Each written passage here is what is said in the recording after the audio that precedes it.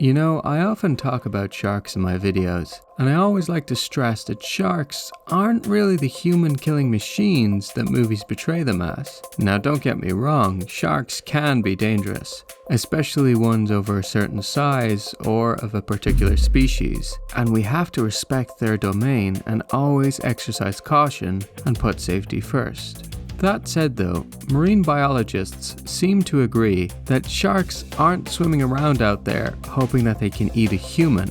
Shark attacks do happen, but when we look at the numbers, I think it's fair to say that, generally speaking, sharks aren't that interested in eating humans. And then there's crocodiles. Now, I don't want to vilify any animal, and to be honest, most crocodiles don't pose a serious threat to humans, unless they are provoked or surprised, in which case they might bite. Other crocodiles though, big ones, are perfectly happy eating humans. It's difficult to say for certain how many people are killed by crocodiles every year, as in many places we don't have official reports. That said, it is estimated that about 1,000 people a year are killed by crocodiles. There are a few different particularly dangerous ones. The mugger crocodile found from southern Iran to the Indian subcontinent kills a few people every year. There is of course the huge saltwater crocodile. How huge can they get? Well, the largest that was held in captivity was Lolong at 20 foot 3 inches and weighed about 2,370 pounds.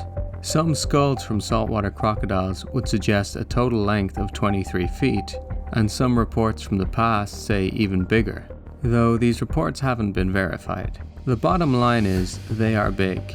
These crocs reside in regions of eastern India, Southeast Asia, and northern Australia.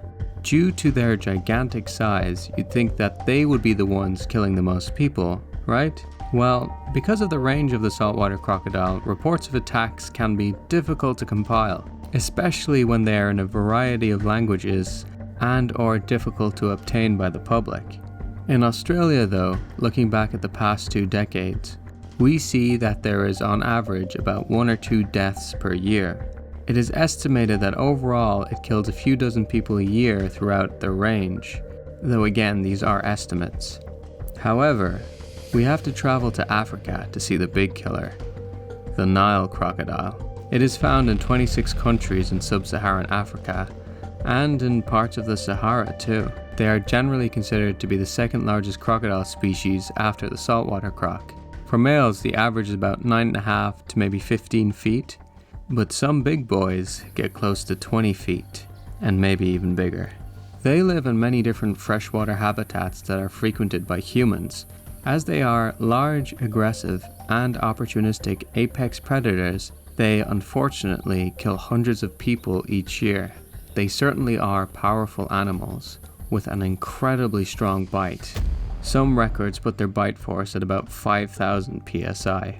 There is a slight debate about which crocodile has the stronger bite force, a Nile crocodile or a saltwater crocodile. Now, a Nile crocodile's bite was measured at a higher psi, but the saltwater crocodile that they recorded wasn't the maximum size. So it generally seems like they have about the same bite force, but because salties can get bigger, logically speaking, the bigger crocodile would have the bigger bite force. Anyway, on land they can run in short bursts of about 8.7 miles an hour, so about 14 kilometers an hour. But in the water, they can swim between 19 to 22 miles per hour, so that's 30 to 35 kilometers. To give you a bit of context, ESPN once estimated that Michael Phelps' top speed is about 6 miles per hour. Even though they can move through the water with haste, they do a lot of hunting by ambushing their prey from the water's edge, or usually from the water's edge. They have been documented doing ambush hunting on land, usually at night and hidden in some vegetation. Some reports even put them 50 meters away from the water's edge when they were doing this hunting. Now, while a bunch of different Nile crocodiles are responsible for attacks, one crocodile in particular is credited with over 300 kills, Gustav, named by the herpetologist Patrice Fay. Gustav lived in Burundi, a country in East Central Africa south of the equator. It borders the DRC, Rwanda, and Tanzania. It is beside Lake Tanganyika, a huge lake. It's the second largest by volume and the second deepest freshwater lake in the world. The first is Lake Baikal.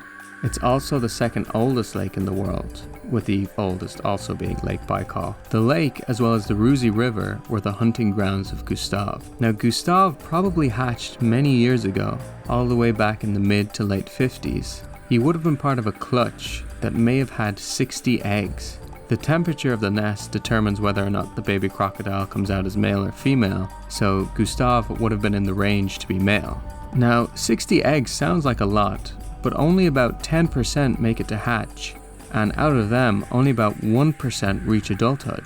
But with the mother crocodile guarding her babies, why is the mortality rate so high? Well, there are probably a number of factors, but mostly it comes down to predation. Many animals will try to eat crocodile eggs, including wild pigs, wild cats, the Egyptian and water mongoose, and any bird that's big enough really. But the biggest threat to the nest is another large reptile, the Nile monitor. Somehow, Gustav was able to avoid being eaten by these predators and the predatory fish in the water, like the Goliath tigerfish and even some bull sharks. While trying to avoid being eaten, the baby Gustav would have hunted insects, small fish, crustaceans, and amphibians.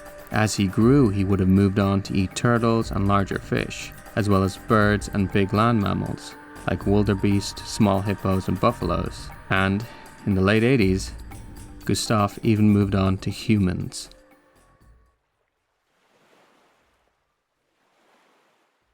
Of course, it is hard to say exactly when Gustav became a man-eater, but it does seem like Gustav became an infamous croc in the late 80s, somewhere around 1987. Now you might be wondering how people would know that it was the same crocodile. How did people know it wasn't just different large crocodiles eating them? Nile crocodiles are reasonably sociable after all and live in large numbers. Well, there are two reasons really. First, this particular crocodile was unusually large. And second, he had a big scar on his forehead. Even hippos were wary of Gustav. Now, usually hippos don't need to worry about crocodiles because they are so big themselves, but apparently, according to a park ranger, Gustav attacked and killed an adult hippo. In the late 90s, Gustav caught the attention of Burundi resident and French native Patrice Fay. Local fishermen told him about the crocodile and its tendency to eat people. That same year, Patrice obtained a license to hunt and kill the crocodile. He made a few attempts, but they all failed. And Patrice was about to change his mind about this crocodile.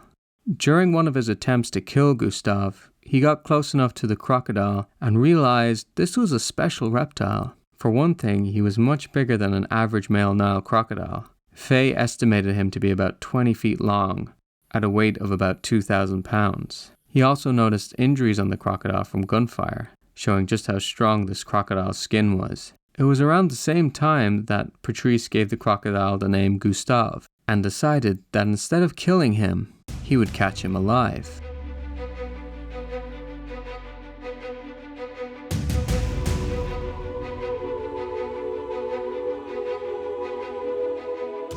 He went to the country's capital to meet with the Minister for the Environment to get permission to capture the crocodile.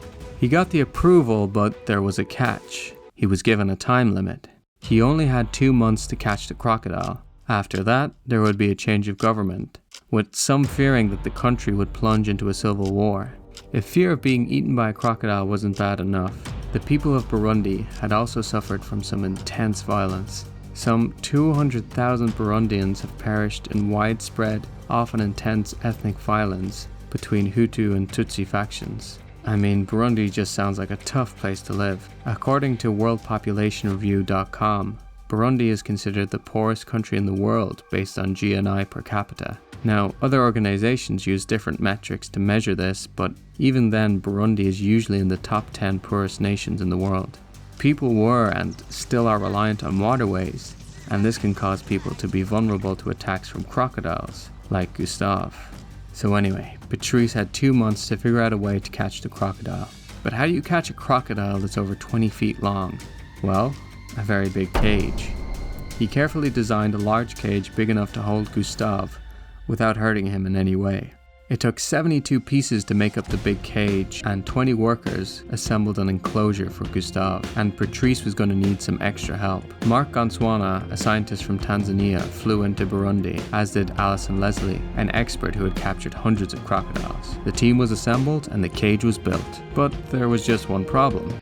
Where's the crocodile? Gustav hadn't been seen in 2 months. Even though he's a giant crocodile, he likes to hang out in the second largest lake in Africa. Alison spent days going miles and miles over the Ruzi River. After 6 days of not being able to find the crocodile on foot, or by canoe, or in a 4x4, Alison decided on a different approach and took to the air in a hot air balloon and tried to find Gustav from above. They didn't spot Gustav from the air, but they did spot an area that would be very suitable for a big crocodile. And after surveying the area for a while, she found him. She attempted to get closer to him, but he was very wary of her. While observing Gustav, Alison estimated that he must have been nearly 100 years old to have achieved his extreme size. But when he opened his mouth and revealed that he still had a lot of teeth, Alison realized he was probably closer to 60, and therefore he was likely still growing. Now that Gustav had been found, it was time to execute the plan. While Alison kept an eye on the crocodile, the others got the cage into place. As night arrived, the team still had to bait the trap,